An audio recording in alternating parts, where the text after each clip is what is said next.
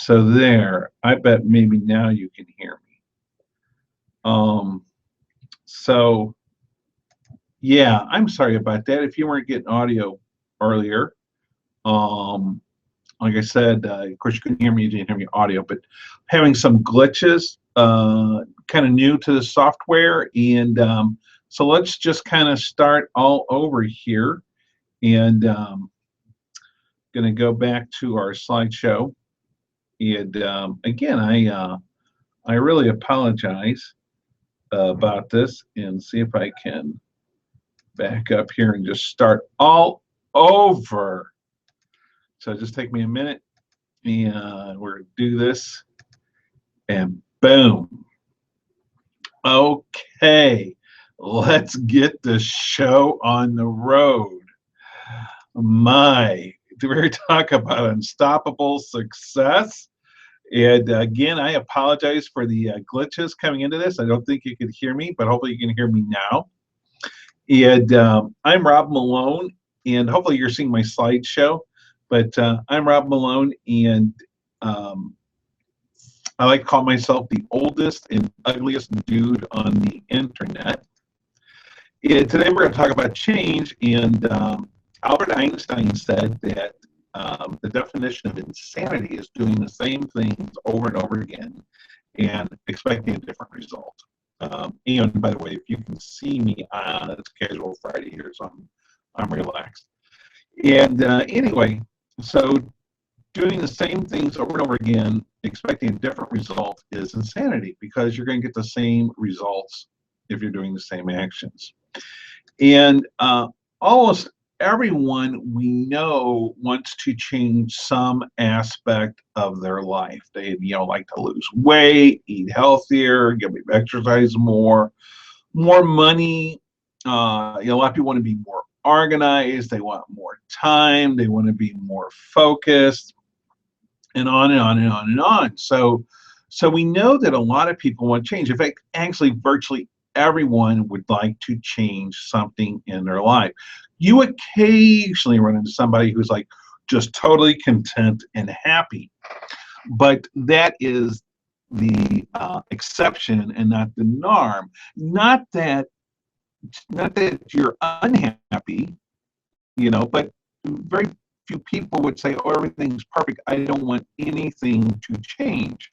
We hit moments when we're like, oh, this is so perfect, I wish it could be like this forever. But yeah, we have we don't necessarily have the life that just everything is perfect. And that's good, really. I mean, when we think about it, that's a good thing, because we want to be changing and growing. We don't want to be stagnant. We don't want to be stagnated. We want to be changing and growing, dynamic people. We, like that's kind of what gives us the flavor of life. And if everything was the same, I mean, it'd be kind of boring. Pardon me, I'm gonna take a drink of water real quick. We would have no progress. I mean, you wouldn't be improving as a person. So change is huge. Change is really cool, and there's nothing wrong with change, and everybody wants it. But the thing is yet virtually no one researches the physiology and essence of change, right? So we'll look like, okay, how do I make more money? How do I lose weight? How do I exercise more? What are the healthy foods to eat? We have all these different tactics, if you will, that are out there, but until we get that core fundamental process of change down, everything stays the same. If you're not changing, everything stays the same.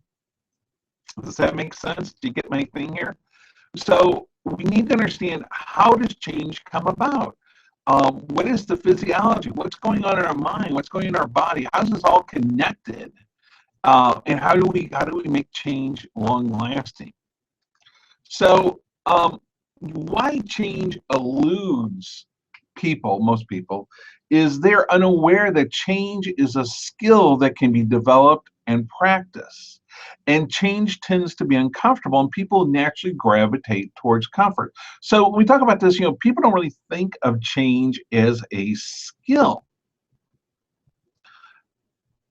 But imagine this: if you could get excellent at change, if you could get excellent at change,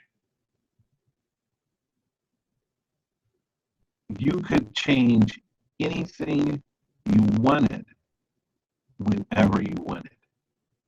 I mean, really, really let that concept sink in, because this is really important. When we think of change as a skill that we can learn and perfect, it gives us enormous power. Enormous power. So all we have to do is decide what is it that we want to change, and then use our skill set to affect that change. Now, it's pretty radical. I mean, my guess is you virtually have heard that nowhere else. But it's really true. It's really true. Change is a skill. And so the other thing is, and this is a big one. This is a big one. We naturally gravitate towards comfort. Now, that's not necessarily a bad thing, but it's something we definitely need to be aware of, because when we start changing, it's uncomfortable, and we tend not to want to do it. And what happens is things are things that kind of stop us from changing. It's not necessarily like, oh, this feels very uncomfortable, but we become fatigued easily, or we become confused, or we do other things, or we procrastinate. We prioritize things that really aren't a priority. So there's all kinds of different ways that we do this to stay in our comfort zone, but we naturally gravitate towards comfort. The other thing is we are wired to expend the least amount of energy as possible. So we're going to discuss this in a little more detail later, but this goes back to the days when we were, Neanderthals roaming the land, gathering food, and there was a lot of predators out there. So we didn't want to expend any more energy than we absolutely had to, so we would have that energy to flee or fight, if we couldn't flee, whenever it called for. So this is kind of hardwired into us. Now, this goes beyond just physical energy. This goes to mental energy too. We are naturally wired to expend as little mental energy as possible. So it's an important concept to remember, because it's something you're going to have to get over. So what is the science of change? I mean, what is the physiology of it? So we need to understand a little bit about our brain and how our brain works. And so we have these neurons that are, like basically like trillions of neurons throughout our brain. And when we think, these signals pass from neuron to neuron. And so there's this thing called synapse. And so there's actually this little gap between the receptors and the neurotransmitters. And so we got that little gap. And so when that signal jumps that gap between the transmitter and receptors, it's jumping the synapse. All right. Now, to us, these are microscopic, little tiny, teeny tiny gaps. But when we scale it, these are like huge things in our brain, relative to the size of all the components. And so it's really kind of amazing of this little signal that jumps. And so as the signal is traveling through the neurons, it's creating what we call a neural pathway. All right, a neural pathway. So basically, we start developing a pattern of thinking. Okay, so we jump from synapse to synapse to synapse, and we start developing this pattern, and it becomes pretty ingrained in us. All right, It becomes a habit, if you will. It becomes entrenched in us. Anything else feels awkward or wrong.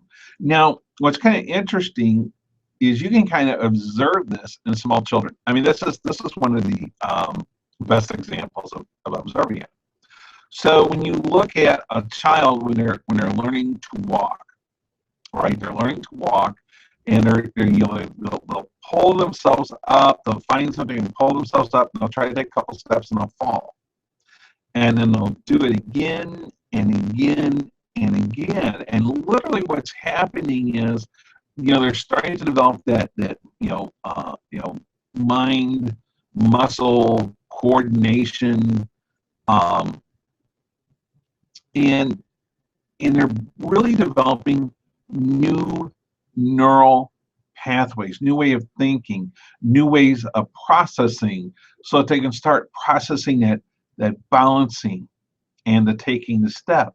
So now when you think about the child when they're first starting to learn to walk, okay, there's so many thoughts that are going through their mind, right? First they have to get up to a standing position. So like, how am I going to do that?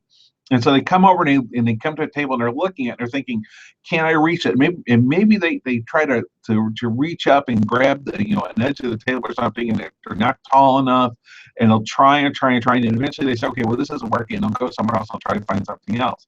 And so they pull themselves up. Okay, so they get this. First, the thought process is how can I get to my feet? Where can I go? What's the closest thing? Can I reach it? And if I can't reach it, how am I going to pull myself up? How am I going to move my arms, my legs? You realize now we don't think about this. This all happens on an unconscious level, but we have developed those neural pathways. The child doesn't. So there's a lot of conscious activity going on, a lot of conscious thought thinking about this. And so as this child is thinking about how they're going to get up. And then they get up, and so the next thought is, okay, so now what do I do next? Right? What do I do next? Because they're watching you and all these other people walk around like nothing. Like it's second nature. And to them, this is a huge deal. And they're trying to figure out, how do they do that? How do these people walk?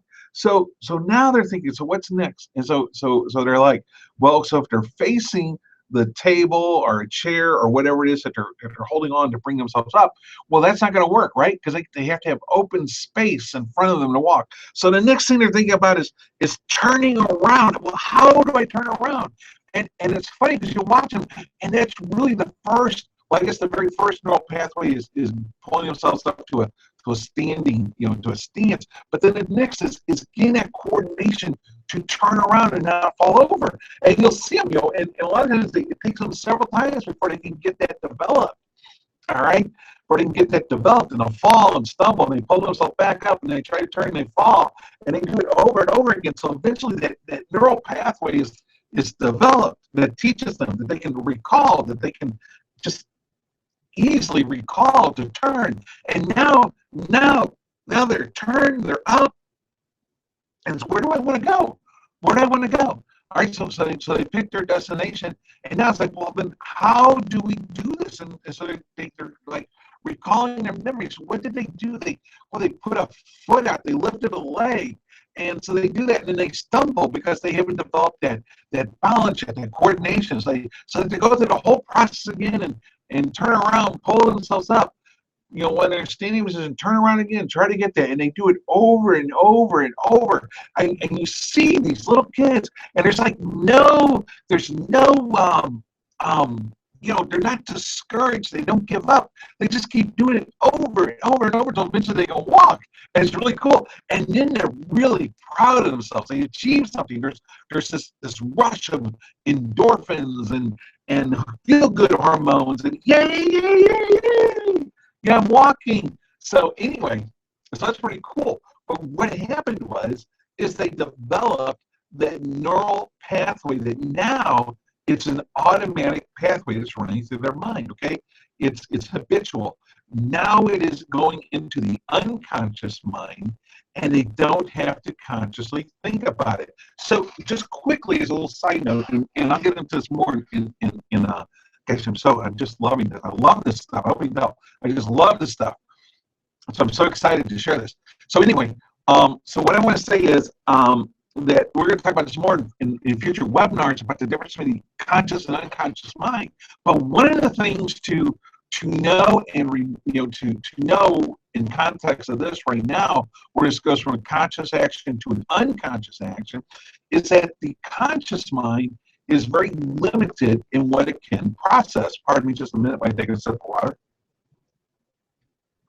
The conscious mind is very limited in what it can process.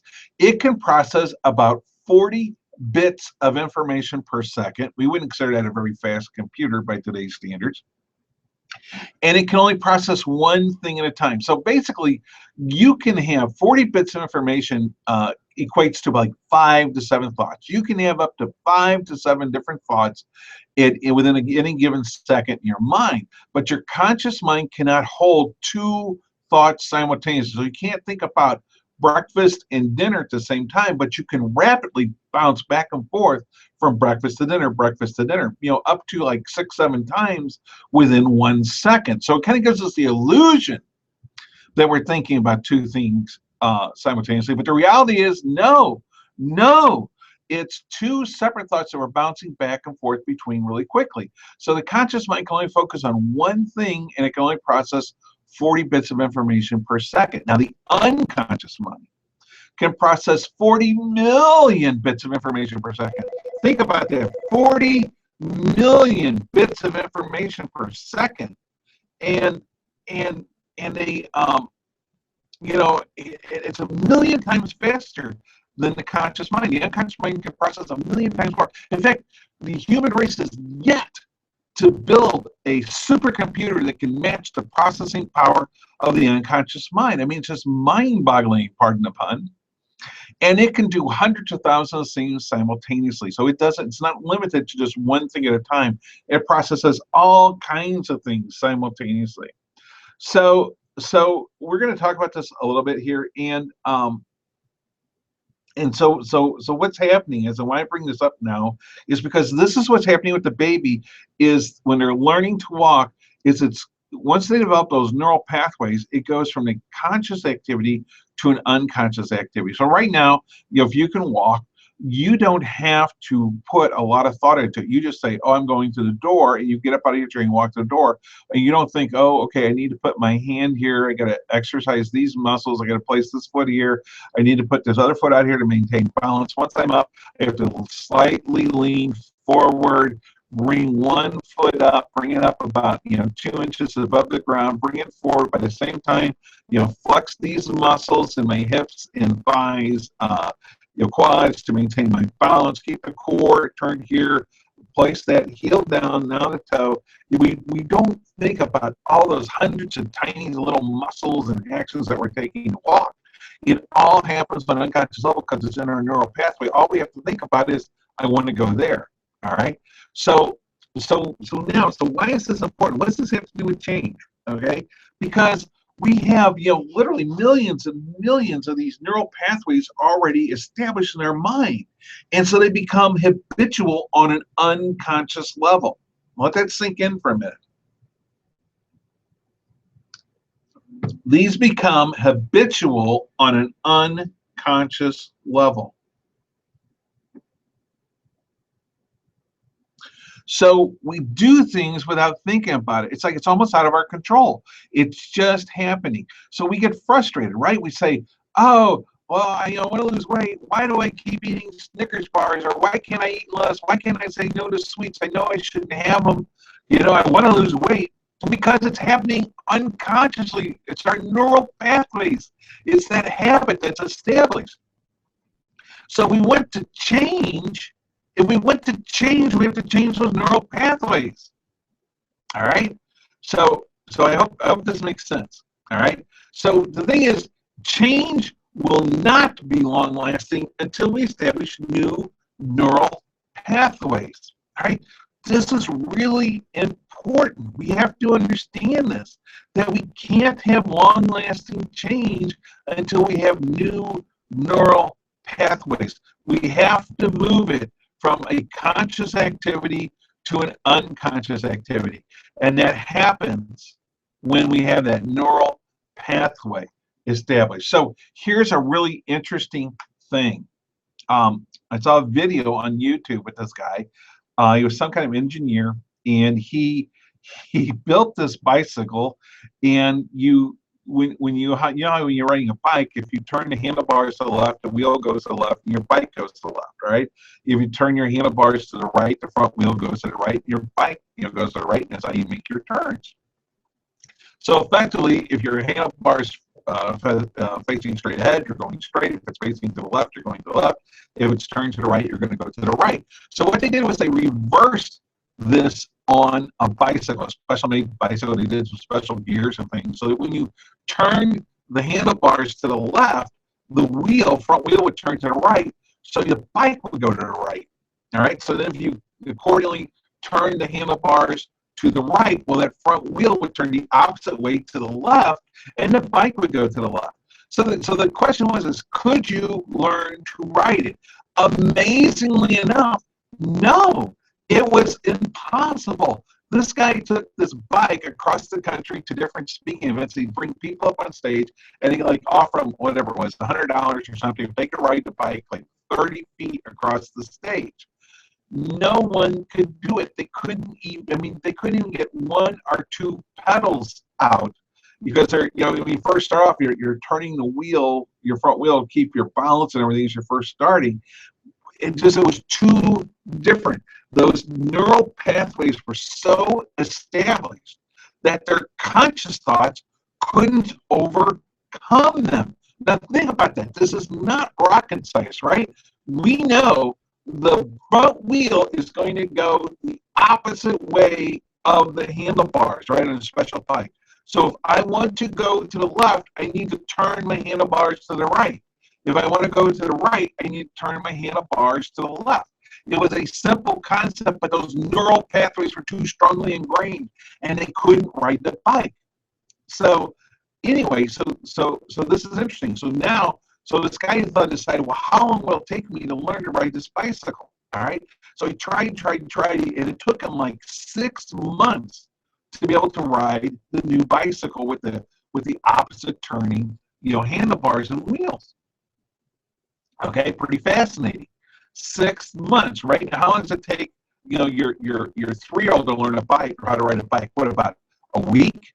And then you take them off the training wheels, and there's about another week or two of that, and they got it down. So we thought, well, can he, a 9-year-old kid or 12-year-old kid? So, well, can he learn? All right. So it took the kid about 1 week. Why? Because his neural pathways were not as developed. He had more neuroplasticity and could establish those new neural pathways quicker than his dad, whose pathways were so ingrained from years and years and years of bike riding. So now, here's where it gets even more interesting. So then he tried to ride a regular bike, the dad did, and he couldn't do it. He had established those new neural pathways of the opposite turning handlebars on the bike. So riding a new bike was very difficult for him. All right. Very interesting. Now, he was able to regain and relearn how to ride a traditional bike, and fairly rapidly, within a few hours as opposed to months. All right. So what does this tell us? All right. 2 things. When something's really ingrained, it's going to take a lot of effort to get those new neural pathways. And the other thing is, once we have those new neural pathways, it's easier to go back into the old neural pathways, right? So even when we have change established, we have to be aware of, we might slip back into the old ways if we don't watch it. But the good news is, if we do, it'll be easier. Once we catch ourselves going back to those old ways, it's going to be easier to establish the new change again. All right? So, okay, I hope you're following this. Now, so let's talk a little bit about the cycle of change. All right?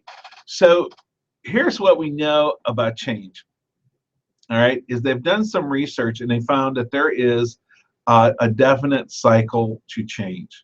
People go through this cycle when they change. All right. And the first thing is, you start off with uninformed optimism. All right. So you're going to do something, and maybe you're going to start a new diet, you found this great diet and it's so easy and it's got foods you love on it and yada yada yada, and your Aunt Josie did it and she lost 200 pounds in 7 weeks, and whatever. So you have this optimistic view. This is going to be great. I'm going to lose all this weight. It's going to be so easy. It's going to be like, it's going to be like riding a bike, if you will. So here's the thing: you're very optimistic, but you're uninformed because you don't know enough yet. You haven't done the diet. You don't have enough experience yet to really know whether or not this is going to be an easy diet for you. You're optimistic, but you're uninformed because you just don't know enough yet to say whether or not this is going to be easy to do. All right. So that's the thing with uninformed optimism. We're optimistic, but we still don't have enough information to know if we're going to do this. All right. So the next thing is we start doing it, and we find out it's not as easy as we thought. Right? It's not as easy as we thought. It's a little more difficult than we thought it was going to be. And so now we have pessimism. Oh my gosh, I thought this was going to be so easy. My Aunt Josie had so much luck on it. She just did so well. Why is it so tough on me? Bum, bum, bum, bum. And so anyway, so that's the thing about the pessimism now, is that you have to you don't know enough yet to be fully pessimistic. It's not going like you thought it was going to go, and